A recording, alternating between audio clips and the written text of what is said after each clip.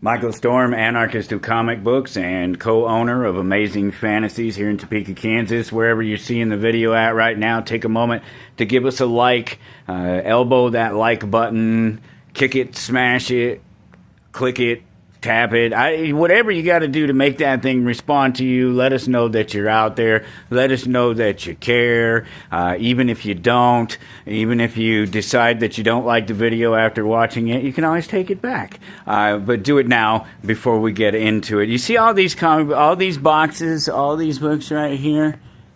There's like 60,000 comic books out here on the floor, probably more than that. And most of them are $2. And on Tuesdays, most of them are $1. Putting out the new stuff as always. Brand new Battle Nexus, good Turtle stuff, brand new Shredder as well. And then, of course, on to the big boys. Yeah, that's right. Absolute Batman, number 17. This one's going to be huge. And when I say the big boys, I'm not kidding. This one is going to be huge, obviously.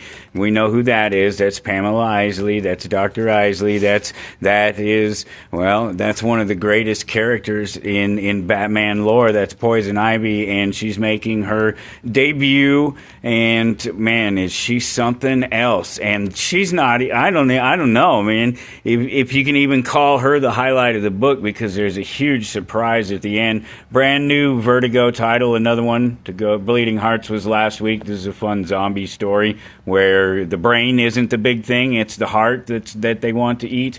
And there's more to it, obviously, than that. But then here's another Vertigo title. They're doing several of them now. They've launched the banner head again called Vertigo, and they have some very interesting stories shaping up. This is kind of fun. This guy here is an assassin type, and he's part of an elite group that he's been, he's like one of these Illuminati groups or whatever that he's been inducted into, and he ends up on the wrong side of them, ends up getting messed up with some crew that's robbing somebody, and it turns out to be the Raven, the head of this organization called the Menagerie. So that's just barely the beginning of the story. He's off and running at that point, and that's where the rest of the story is at.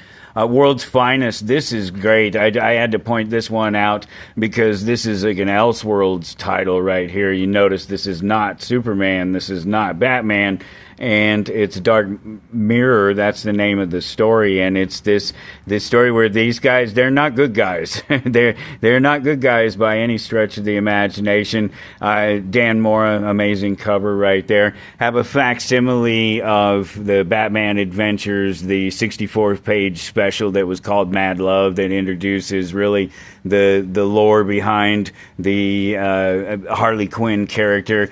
And there's a little bit of DCKO this week. There's a new Titans one. And these things are slowly, this used to be a stack. This number one was a stack, and it's no longer a stack. They're fading away as the connections between Absolute. I forgot that this number one, that they show the legs of the three of the Trinity, Superman, Batman, Wonder Woman. They show the legs of them in this KO number one, but then they don't bring it back again until the last panels in number 3, and then in 4 there's a big battle. And so they've tied the worlds together effectively and done a really good job of it as well. I have some more of these bundles put together. We've been able to put together some more bundles. We have Flash, we have Green Lantern, and we have some Martian Manhunter again, Martian Manhunter up to number 8. I think we'll have some Superman bundles again as well, the Absolute Superman bundles again as well. We're just waiting on a couple of reprints and fillers to fill in some of the missing pieces. Still a couple of those annuals for Absolute Wonder Woman. Just amazing stuff. DC just beating up Marvel, but Marvel's still the king. They are, and for good reason, I guess.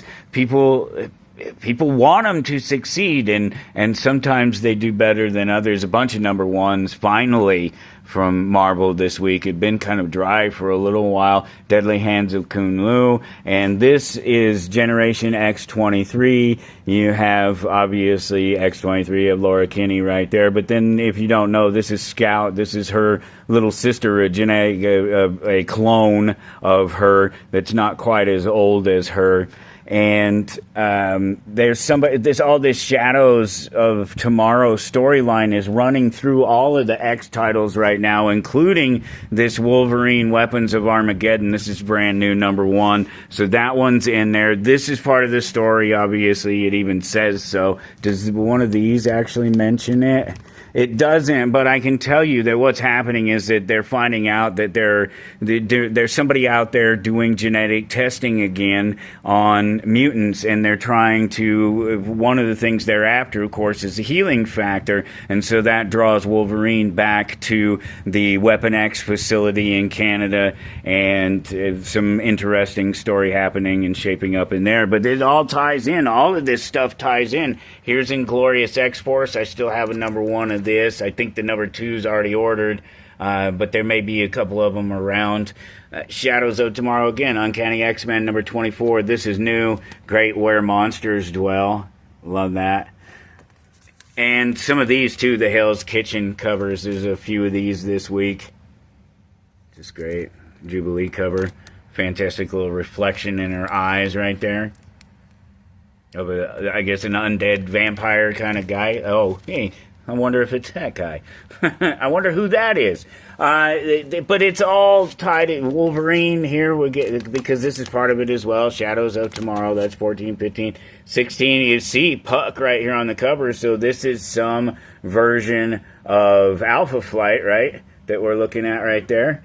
And X-Men 25 as well. It's still all a part of the Shadows of Tomorrow, and it's all about New Mutant hunting that's going on. There's a new Star Wars #10, including a great Boba Fett action figure cover. I just wonder if he's the rare one.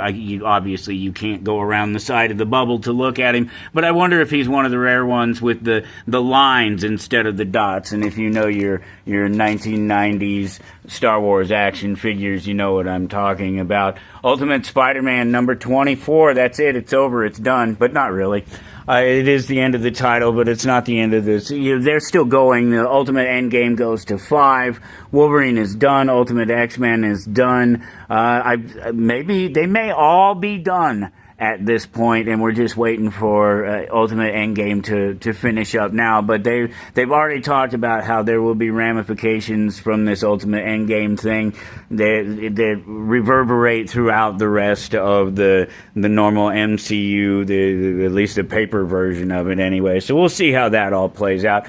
Ton of great stuff. Again, all of this, we have by far the best selection of independent titles for many, many, many miles. That includes much bigger cities than ours, and you guys eat them up. These are all new independent titles, all accessible, all #1s, all sorts of different stories, from superhero stories to barbarian stories to fantasy stories to space stories to stories about hell, stories about drumsticks of doom. What is that about? There's so much to choose from. All of this starts out like a video game. It very much is. The very first thing is press start to get going, and then it rolls you back to 1992 and says, "Imagine if this had happened." Florida hippopotamus cocaine massacre. This is a very unfortunate sort of like a water world attraction that ends up colliding with some drug dealers, and well, you get hippopotamuses on cocaine massacring people in Florida, relatively speaking. Muppets Noir, this is fun. Kermit is just stressed. It all ties in with the new Muppet Show. They just did a 50th anniversary episode of the Muppet Show with Sabrina Carpenter, and it was all new, and it was fantastic. As somebody who grew up as a child watching the Muppet Show, it was fantastic. It was done exactly as it was expected. There was adult humor that you wouldn't recognize if you were a child. It was, and so it's still accessible for family. And they're not going to catch the joke, and if they do, you better have a talk with them. It was just really great. It was a really great presentation, and I think everybody's looking forward to a new series of the Muppet Show, the actual theater stage production. Well, Kermie's freaking out. Things are going crazy, as they always do on the theater stage, and he's trying to arrange his shows, and they finally Scooter has him sit down and take a little break, and he starts reading a detective noir story, and at some point, one of the rehearsals that's going on in the on the stage, they're throwing some bricks around, and one of them somehow finds its way into Kermit's study there, into Kermit's office, and it blasts him in the head, and he's out, and so he's trapped in this Muppets dreamland, this noir detective dreamland, and has to solve a case, a missing persons case. This is exactly what it looks like. It's Smile. If you don't know the movie franchise, there's 2 of them now. You can go and check them out. This is a prequel to the movies. This is going back in time, further back in time, carrying the story. White Sky, #1, brand new, highly anticipated, a father-daughter story, but definitely a story about the daughter, and that happens sort of fairly quickly. You find out there's some weird things. It's not just your typical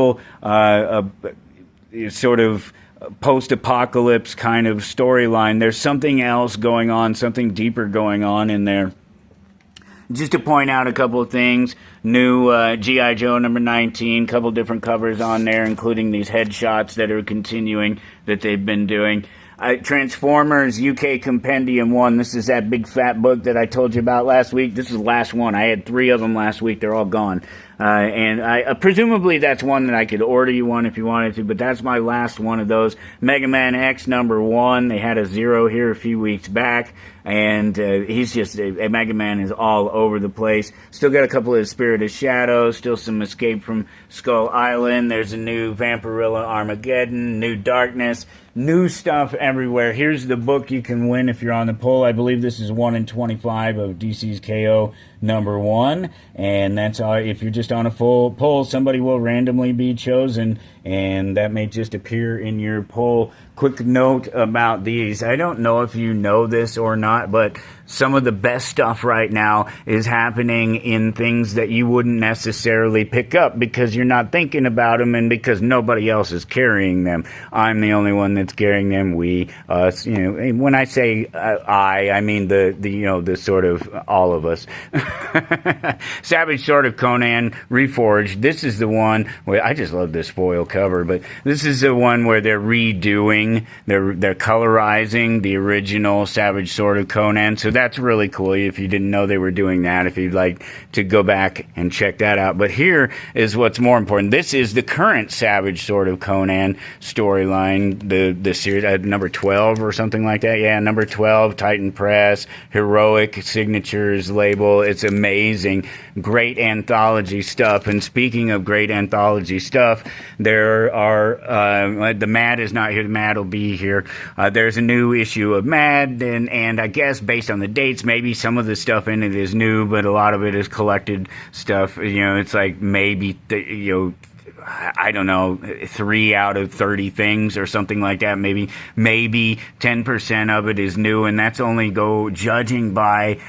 They didn't put a date next to it. All the older stuff they put a date next to, and it's all 2015 or considerably older, going way, way back. But it's still fun, and it's still available. You can still get it. But more importantly, when you're talking about books of that era and books of that weight, you want to talk about weight. You want to talk about weighty and heavy and just everything you want in storytelling. Heavy Metal Magazine is it. This is the 4th issue right here. It's maybe a week or 2 old now at this point, but it's my last one of it, and we had several of them. It is some of the best storytelling going right now. It is everything that you want. It's all your comic books in one. If you don't have time, like some people don't, to sort of chase after all of the comic books all of the time, there's still a way to get your fix. There's still a way to get in your reads, and for it to not just be the same old stuff, to get a little bit of selection collection and something new and interesting. And if you're not on the poll, you know the deal. All of these amazing number ones may or may not be here when you get here tomorrow.